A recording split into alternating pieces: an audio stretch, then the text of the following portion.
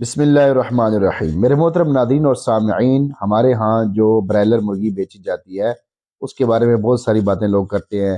اس کی خوراک ٹھیک نہیں ہے، یا یہ حرام خوراک کھاتی ہے، اس کی فیڈ جو ہے وہ باہر سے آتی ہے اور وہ طرح طرح کی علائشی ہوتی ہیں، یعنی گند ہوتا ہے۔ تو اس بارے میں شریعت کیا کہتی ہے؟ کیا اس مرغی کو کھانا چاہیے؟ عام طور پہ یہی مرغی بازاروں میں بکتی ہے اور لوگ اس کو جو ہے خریدتے ہیں اور استعمال کرتے ہیں، کیونکہ دیسی مرغی جو ہے وہ عام طور پہ اتنی ہوتی بھی نہیں ہے اور بعض دفعہ وہ مہنگی ہونے کی وجہ سے لوگ اس کو خریدتے بھی نہیں ہیں۔ تو اب اس مرغی کے بارے میں کیا حکم ہے؟ تو یہ کسی نے دارالعلوم دیوبند میں یہ مسئلہ بھیجا ہے، تب اس کا باقاعدہ طور پہ جواب دیا جا رہا ہے۔ آپ بھی خود اس مسئلے کو جو ہے سمجھیں، سنیں اور دوسرے بھائیوں سے بھی اس کو شیئر کریں۔ سوال کا عنوان ہے حرام کھانے والی مرغی کھانے کا حکم۔ سوال: ایک دوست کا کہنا ہے کہ مرغیوں کی فیڈ باہر سے منگوائی جاتی ہے، اس میں سور کی علیشیں شامل ہوتی ہیں، لہٰذا ایسی مرغی کھانا بھی حرام ہے۔ اب یہ سوال کی عبارت ہو گئی، اب اس کا جواب دیا جا رہا ہے۔ جواب: شرعی طور پر ذبح شدہ برائلر مرغی کا کھانا حلال ہے۔ محض لوگوں کی قیاس آرائیوں یعنی اندازوں کی بنا پر کسی چیز کو حرام قرار نہیں دیا جا سکتا، اور نہ ہی مرغی کھانے سے ایمان جاتا ہے، یعنی ایمان ختم ہوتا ہے، ایسی کوئی بات نہیں ہے۔ چکن کی فیڈ میں خنزیر ملانا یا خالص حرام ملانا یا جس میں حرام غالب ہو اسے ملانا، ایسی خوراک مرغیوں کو کھلانا حرام ہے۔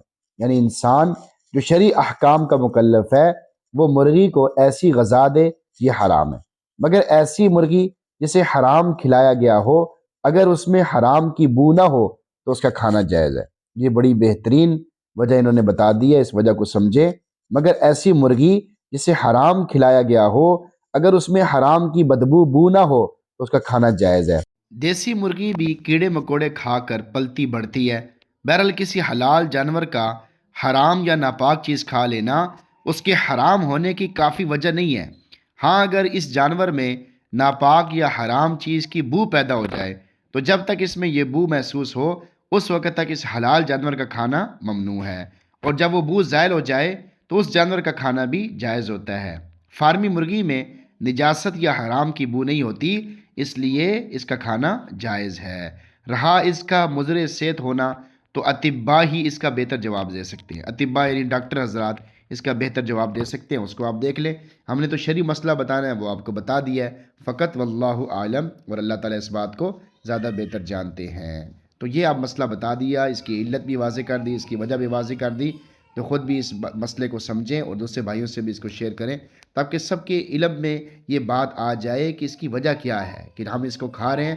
ایسی بات نہیں ہے کہ یہ حرام ہے، اس کی انہوں نے بڑی بہترین علت اور وجہ بیان فرمائی ہے کہ جب تک اس میں بو نہ ہو تو بو اس میں نہیں ہوتی، تو اب اس کے کھانے میں کوئی مسئلہ نہیں ہے۔ اللہ تعالیٰ ہم سب کو صحیح علم عطا فرمائے اور عمل کرنے کی بھی توفیق نصیب فرمائے، آمین۔